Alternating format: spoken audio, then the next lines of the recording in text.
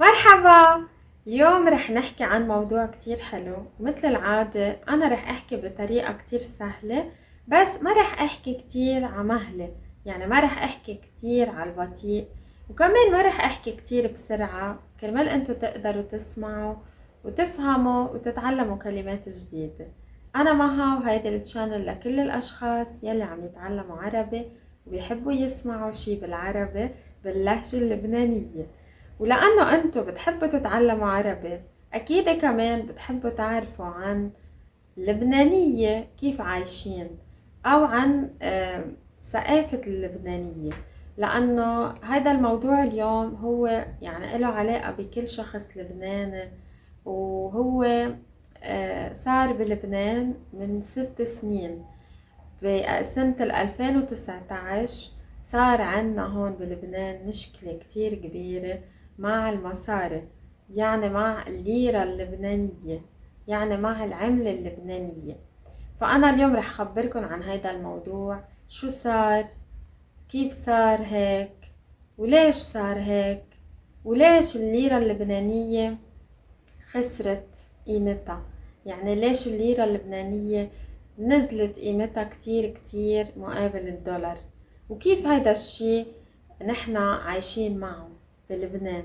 يعني كيف هيدا الشي أثر علينا نحنا كلبنانية. اوكي، فأكيد فيكن تشوفوا الترجمة مثل العادة، بس أول مرة جربوا انه تسمعوا بدون ترجمة لتشوفوا قديه رح تقدروا تفهموا من الفيديو، ولا تعرفوا اذا هيدا الفيديو هو مستواكن او لا. اذا كان كتير كتير صعب بنصحكن ما تحضروه، واذا كان كتير كتير سهل كمان بنصحكن ما تحضروه. يعني لازم يكون لا سهل ولا صعب. اوكي، فيلا جاهزين؟ خلينا نبلش.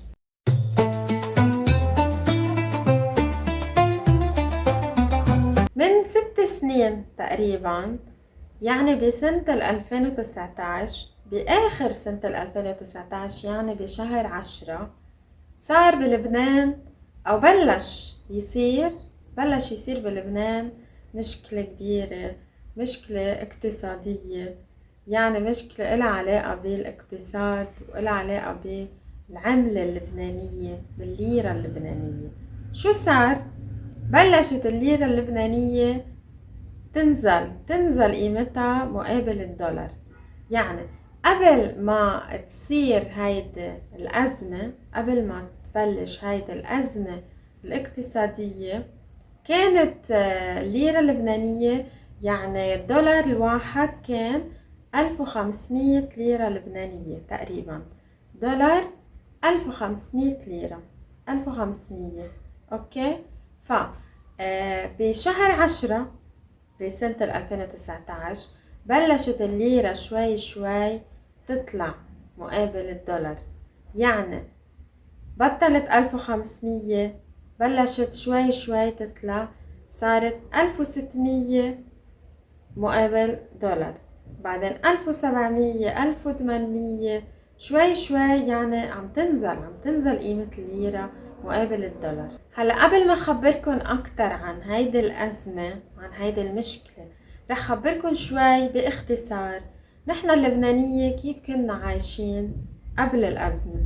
اكيد يمكن بتعرفوا انه اللبنانية، اكيد هون بنستعمل نحن الليرة اللبنانية بالبلد، بس كمان نستعمل الدولار من قبل. الدولار الامريكاني نحن هون بلبنان ما عنا مشكلة نستعمله، يعني نحن بنقدر نستعمل الدولار جوا بلبنان، نحن بنقدر ندفع بالدولار. اوكي، المهم قبل هيدي الأزمة نحن اوكي ما كنا عايشين يمكن كتير أغنياء، بس نحن كنا مرتاحين.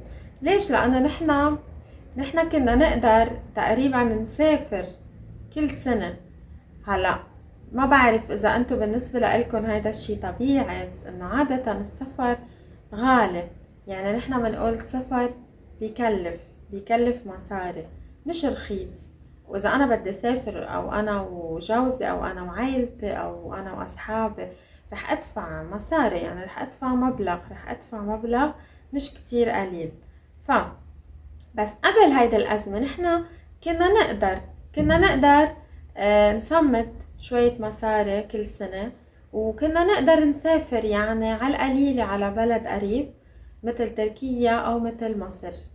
أوكي، فنحنا كنا مبسوطين، يعني كنا عايشين مرتاحين تقريبا أحسن من هلأ. وهيدا كان الوضع. هلأ كمان أنا خبرتكم بفيديو تاني عن إنه اللبنانية، في كتير لبنانية عندهم أهلهم عايشين برات لبنان، أهلهم أو أولادهم، يعني حدا من العيلة. فعادة هيدول الأشخاص كمان بيبعتوا مصاري من برات لبنان على لبنان دايما، يعني كل شهر. تمام.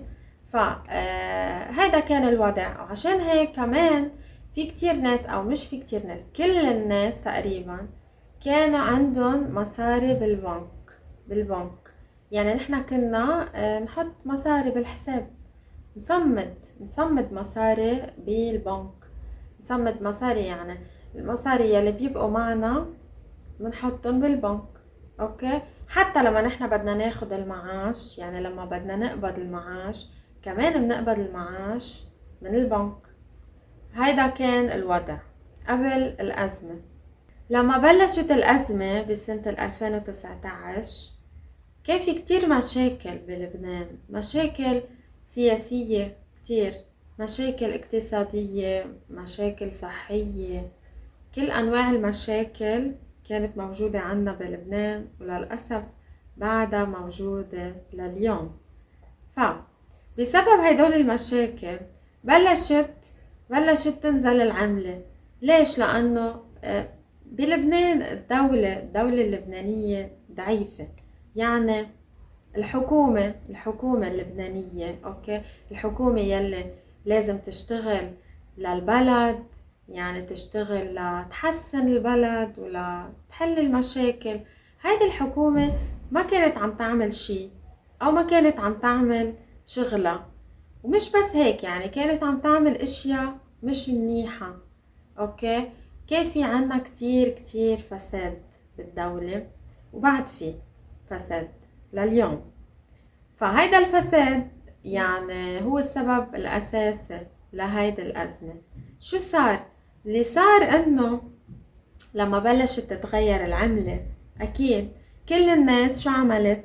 كل الناس راحوا على البنك لياخدوا مصرياتهم، راحوا دغري على البنوك كرمال يسحبوا المصاري من الحساب، لأنه كل الناس كانت خايفانة، كل الناس كانت قلقانة، كل الناس كانت مش عارفة شو رح يصير. عشان هيك ركضت الناس على البنوك ليسحبوا المصاري. وهونيك كانت المفاجأة الكبيرة. المفاجأة انه بالبنك قالوا لهم للناس انه ما بنقدر نعطيكم المصاري. واكتر شي لمين؟ للاشخاص يلي عندهم مصاري بشو؟ بالدولار. لانه هون مثل ما قلت لكم بلبنان نحن بنستعمل الدولار وبنستعمل الليرة اللبنانية. ففي كتير ناس كان عندهم حسابات بالبنك بالدولار. فهدول الاشخاص يلي راحوا لياخدوا المصاري بالدولار قالوا لهم انه ما فينا نعطيكم المصاري، او فينا نعطيكم شوي، يعني مبلغ صغير، ما فينا نعطيكم كل شي. اوكي، هيدي كانت مفاجأة كتير كبيرة للناس. وهيدي المشكلة يعني هيك بلشت. فشو صار؟ بلشت البنوك يعني تنهار، بلش البنك ينهار. يعني البنوك كان عندها مشكلة كتير كبيرة، ما كان في مصاري. يعني المصاري، مصريات الناس، مصريات العالم ما كانت موجودة. ليش؟ لأنه يعني المبين أو الواضح أنه دولة أو الحكومة أخذت المصاري، أو يمكن الحكومة كانت تاخد جزء من المصاري، لأنه الدولة اللبنانية عندها ديون كتير. أوكي، عندها دين كتير كبير. شو يعني دين؟ يعني تاخد مصاري من دول تانية من برا، وما بتقدر ترجع هدول المصاري. فكان عندها دين كتير كبير. هلا أنا ما بعرف بالضبط شو صار، أنا مش خبيرة يعني بالاقتصاد، بس أنا بسمع إنه الدولة اللبنانية يمكن أخدت جزء من هيدول المصاري أو جزء كبير وما قدرت ترجع المصاري، وهاي صار هيدا الانهيار بالبنك.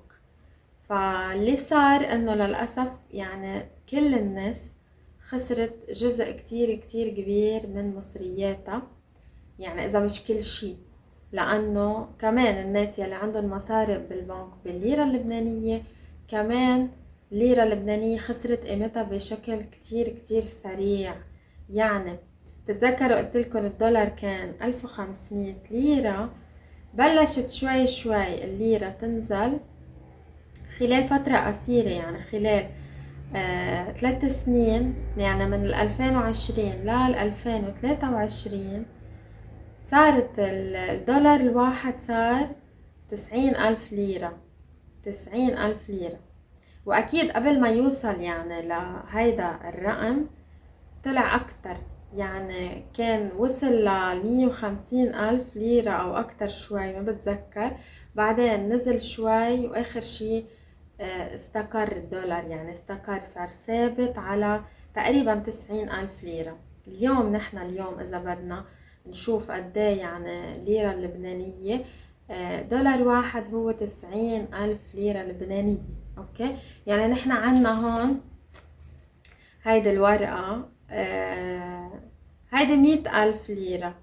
اوكي، يعني تقريبا هيدي هي دولار واحد. وهيدي على فكرة هي أكبر ورقة عندنا هون، يعني بأمريكا يمكن أكبر ورقة هي 100 دولار. نحن عنا بلبنان هيدي أكبر ورقة هي 100,000 ليرة، يلي هي دولار واحد بس. دولار واحد.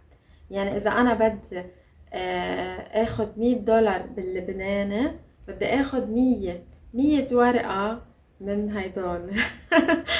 ما بعرف اذا عم تفهموا، بس يعني هي الفكرة كتير غريبة. يعني الليرة اللبنانية خسرت 90% من قيمتها، يعني هلأ صارت الليرة اللبنانية ولا شي ولا شي. هلأ شو كمان، شو السبب يعني ليش صار هيك كمان؟ إذا بتتذكروا، أكيد بتتذكروا إنه بسنة 2019 كمان بكل العالم بآخر هيدا السنة صارت الكورونا أو بلشت الكورونا، مزبوط. كمان هيدا الشي أكيد أثر على لبنان وأثر على كل العالم. ومن بعد الكورونا كمان بسنة 2020 كمان بلبنان صار عنا مشكلة كتير كبيرة، أو صار عنا مصيبة أكيد أنتو يمكن شفتوها على تلفزيون، هي الانفجار يلي صار بمرفق بيروت ب4 آب، يعني ب4/8/2020. هذا الانفجار كان مصيبة أو كان كارثة كتير كبيرة بلبنان، وأكيد أثر على لبنان وأثر على كتير ناس. ومن بعد هذا الانفجار على فكرة، أوكي، ومن بعد مشكلة العملة والليرة اللبنانية، في كتير ناس بلشوا يفلوا من لبنان. في كتير ناس أنا بعرفهم كتير كتير صاروا يسافروا، لأنه يلي صار هون مش هين، مش سهل. وكمان بما أنه العملة اللبنانية خسرت قيمتها، شو صارت المعاشات يلي نحنا بنقبضها، المصاري، اوكي، المصاري يلي نحنا بناخدها آخر الشهر، هيدول المصاري أو هيدا المعاش هو بالليرة اللبنانية. يعني المعاش كان مثلا 1000 دولار أو أقل، صار من بعد الأزمة ولا شي، صار 200 دولار، 300 دولار وأقل كمان. فعشان هيك في كتير ناس أكيد سافرت كرمال تشتغل برا، وكرمال تقدر تبعت مصاري لأهلها هون بلبنان. هلأ كيف هيدا الشي أثر علينا نحنا كلبنانية؟ أوكي، يعني شو كانت النتيجة؟ كيف أثر علينا هيدا الموضوع؟ أكيد صراحة يعني شي كتير صعب، وأثر على كل شي بحياتنا. يعني أقل شي هو الأكل، لأنه نحنا بلبنان بلد صغير، ونحنا كل شي تقريبا يعني منجيبه من برا. يعني نحنا نستورد كل شي من برا، عنا أكتر شي عنا استيراد من برا. الأكل، كل شي نحنا بنستعمله هون، الأكل، الأدوات الكهربائية، الأدوات الإلكترونية، كل شي نحنا بنجيبه من برا. عشان هيك نحنا لازم ندفع بالدولار. فهذا كان السبب انه كان كل شي صار كتير غالي، كتير غالي. مش بس هيك، البنزين يعني نحنا لنقدر نمشي بالسيارة، لنقدر نسوق السيارة او لنطلع بالتاكسي او لنطلع بالباص، هيدا كله بيمشي على البنزين. نفس الشي البنزين صار كتير غالي.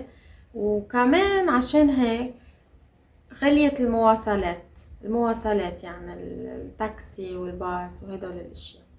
فهون صار في عنا بلبنان فقر يعني صار في كتير ناس فقيرة. يعني اوكي، كان في بلبنان ناس فقيرة وناس غنية وناس بالنص، يعني بالطبقة الوسطى.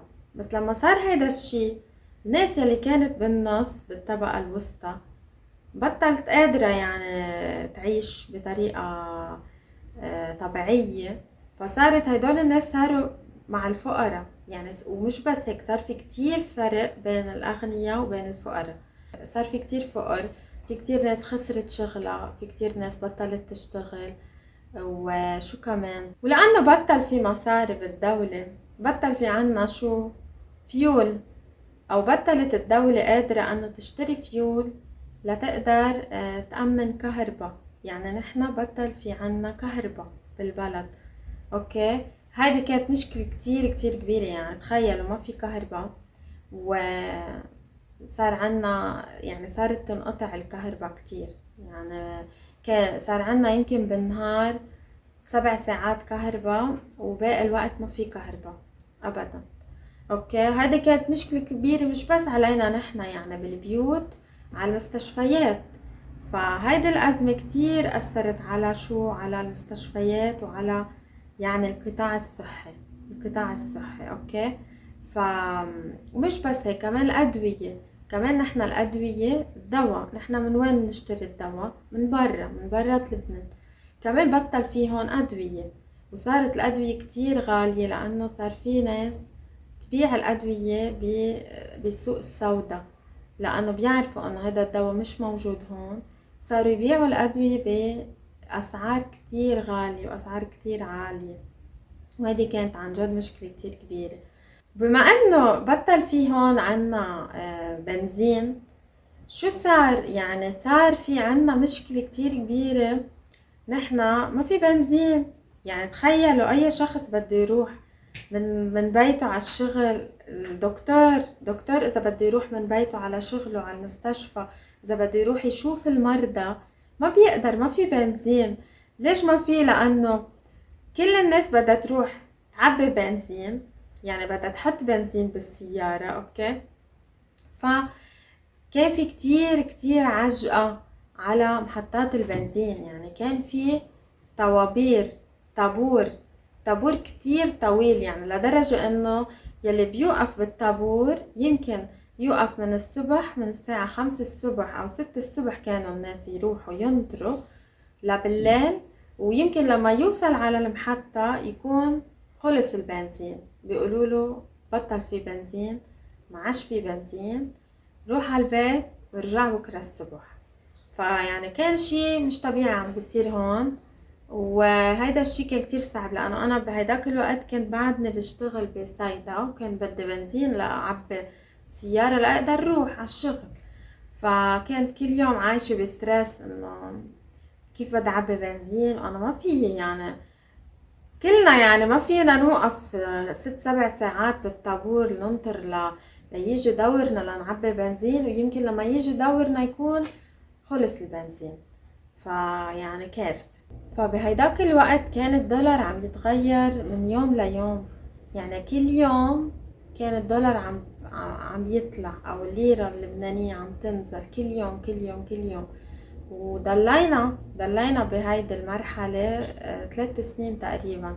مثل ما قلت لكم اخر شي بسنة 2023 يعني وصل الليرة اللبنانية وصلت لرقم واستقرت.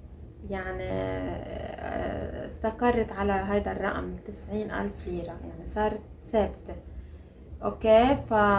بهدول 3 سنين لانه كل يوم كان عم يتغير الدولار بالنسبة للليرة، عشان هيك كل يوم كانت عم تتغير الاسعار، اسعار كل شي، يعني مش بس الاكل والشرب، كمان الادوية مثل ما قلنا، كل شي. وعشان هيك لما صارت الاسعار كتير عالية صارت الناس يعني تطلب زيادة. يعني انا كيف بدي اخد معاش على الليرة اللبنانية كتير قليل، كيف بدي اخد هيدا المعاش وروح اشتري اكل وما بكفينا هيدا المعاش؟ فصارت الناس تطلب زيادة لتقدر تعيش يعني. وصارت الشركات تعطي الموظفين زيادة، تعطيهم معاشات اكتر، بس بالمقابل كمان صارت كمان تزيد الاسعار، يعني لتقدر تعطي الموظفين زيادة صارت تزيد الاسعار. يعني مثلا انا المستشفى، انا كنت اشتغل بمستشفى، فلما بلشت المستشفى تعطينا زيادة، اكيد زيادة كتير، زيادة مش كتير بس زيادة على المعاش، كمان صارت كل الخدمات، يعني كل الاشياء اللي بتعملها المستشفى للناس صارت اغلى، لانه هيدا المستشفى كيف بدها تقدر تدفع للموظفين معاشات زيادة واذا هي ما عم تاخد زيادة من الناس؟ فهيدي صارت يعني دورة ما بتخلص، كل الشركات عم بتزيد المعاشات وعم بتزيد الاسعار، والناس عم تاخد المعاشات وعم ترجع يعني تروح بدها تدفع تشتري اكل، تشتري اي شيء، كتير غلا، في غلا، كان كتير غلا مش طبيعي. هلا انا بالنسبة لإلي يعني اسوأ شي بهيدا الموضوع كان الدواء، لانه في كتير ناس، في كتير مرضى، واكيد اكتر شي يعني مرضى كان وضعهم صعب، يعني بحاجة لدواء كل يوم او ما بيقدروا انه يوقفوا الدواء. يعني في ناس كانت تاخد ادوية ما بيقدروا ما ياخدوها، مثل مرضى السرطان. فهدول المرضى يعني علاج تبعهم لازم يكون، ما لازم يوقف. فهيدول المرضى كتير تأثروا أكتر شي بهيدا الأزمة. وفي ناس كتير ما كانت عم بتلاقي دواء، أو كانت عم تلاقي الدواء بس هيدا الدواء سعره كتير صار غالي، فما كانت تقدر تشتري هيدول الأدوية يعني بالأسعار من السوق السوداء. هذه كانت مشكلة كتير كبيرة. والمشكلة الثانية أكيد هي الكهرباء، لأنه أكيد يعني كل شيء على الكهرباء، بالمستشفيات، بالمحلات، بالبيوت. وكرمال هيك لأنه نحن بطل عنا كهرباء، في كتير ناس شو عملوا؟ صاروا يركبوا طاقة شمسية، يعني صاروا يشتروا لوح. هيدا اللوح بيحطوه على السطح من فوق، على سطح البناية، وهيدا اللوح يعني بياخد طاقة من الشمس، أو بيحول يعني طاقة من الشمس لكهرباء. فبهيدي الطريقة كانوا هن عم ياخدوا كهرباء من الشمس بدون ما يستعملوا الفيول. فهيدي كانت يعني مثل حل لهيدي المشكلة. فعشان هيك هلا اذا جيتوا على لبنان حتشوفوا انه في كتير ناس عم يستعملوا هيدي الطاقة الشمسية، وهذا الشي ما كان موجود قبل 2019. هذا الشي ما كان موجود، كانت كل الناس تستعمل الكهرباء من الفيول، يعني من العادة، مش طاقة شمسية. هلا كيف الناس تعاملت مع هيدي المشكلة، او شو عملت الناس؟ كيف تأقلموا مع هيدا الموضوع؟ مثل ما خبرتكم قبل شوي انه في كتير ناس هن اوريدي عندهم اهل او عندهم اولاد برات لبنان بيبعتوا لهم مصاري بالدولار، فهدول الناس كان وضعهم شوي احسن من غيرهم. اكيد الناس يلي ما عندهم حدا عايش برا وما عندهم حدا يبعت لهم مصاري كان وضعهم اصعب بكتير. اوكي، هيدي كانت حل من الحلول. كمان الاشخاص يلي كان عندهم هن شغلهم لإلهم، يعني الاشخاص يلي هن كان عندهم بزنس لإلهم، كمان هدول الاشخاص قدروا يتأقلموا مع المشكلة احسن بكتير من الاشخاص يلي كانوا يقبضوا معاش اخر الشهر بالليرة اللبنانية. يعني انا مثلي، انا كنت موظفة، يعني موظفة بمستشفى وباخد اخر الشهر معاش. فانا كنت من الاشخاص يلي كتير تأثروا بهيدي المشكلة. ليش؟ لانه انا ما كان عندي شغل لإلي لحالي، يعني ما كان عندي محل وبهذا المحل مثلا انا ببيع تليفونات، فلو انا كان عندي محل كانت منيح، لانه التليفونات يلي موجودة بالمحل انا كنت قادرة بيعها بالدولار.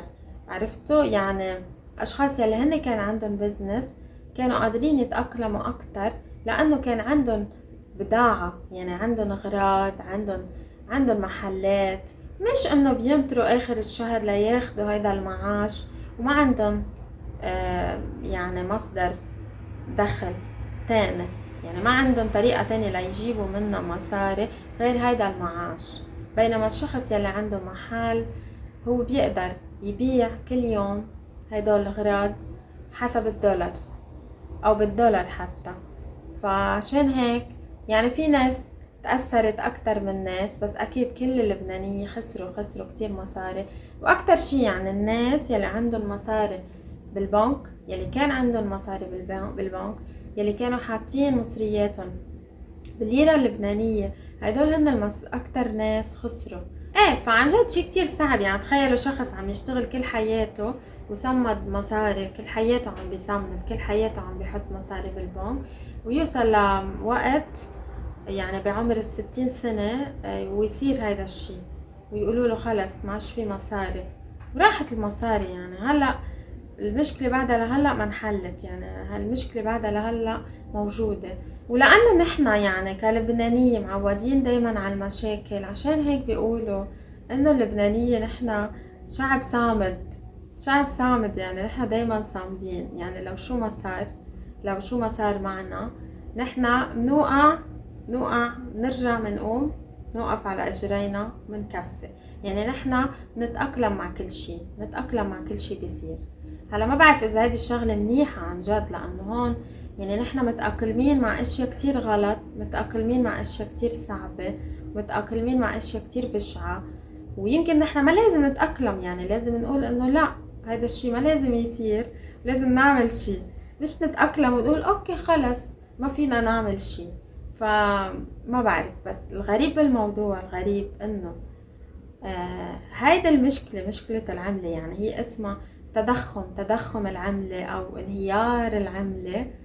هيدا الانهيار كمان صار بلبنان قبل، بس أكيد يعني من زمان قبل ما أنا أخلق.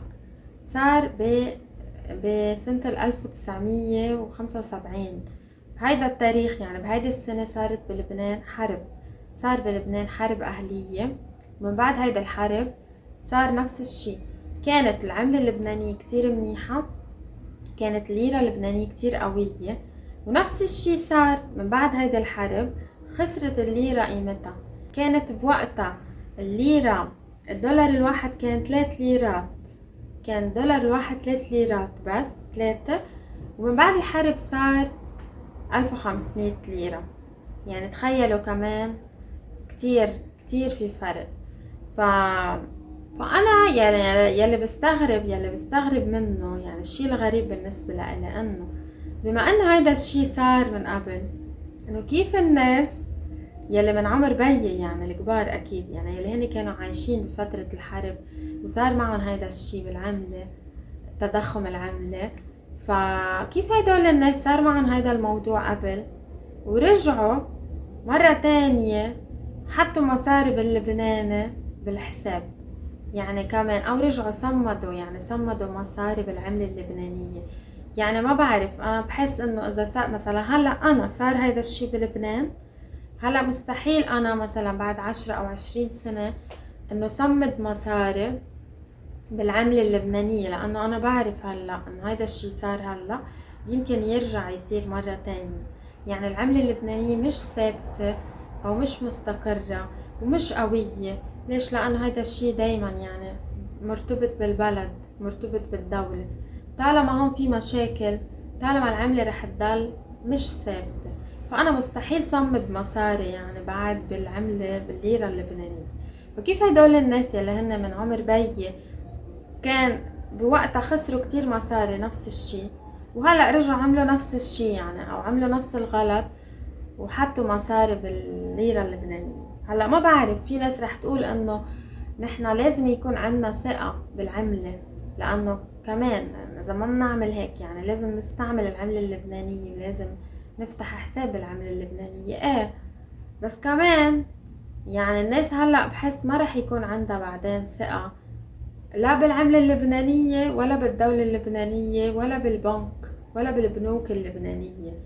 اوكي يعني هلأ الناس ما بظن انه ما بعرف رح يصير عندهم ثقة بعدين، ما بعرف هذا رأيي، بس انه على القليل مش هلأ يعني بعد فترة ما بعرف، بس هلأ مستحيل. وهيك هلا اكيد الناس عندهم امل، دايما نحن عنا امل لبنانية ما بنستسلم بسرعة، دايما عنا امل انه رح يتحسن البلد، رح تتحسن الاوضاع والدولة رح تشتغل والفساد رح يوقف وبكرة رح يكون احلى. دايما عنا امل، لو ما هيدا الامل يعني نحن ما بنقدر نعيش، لانه عن جد هون في ظروف صعبة يعني في مشاكل كتير وايه.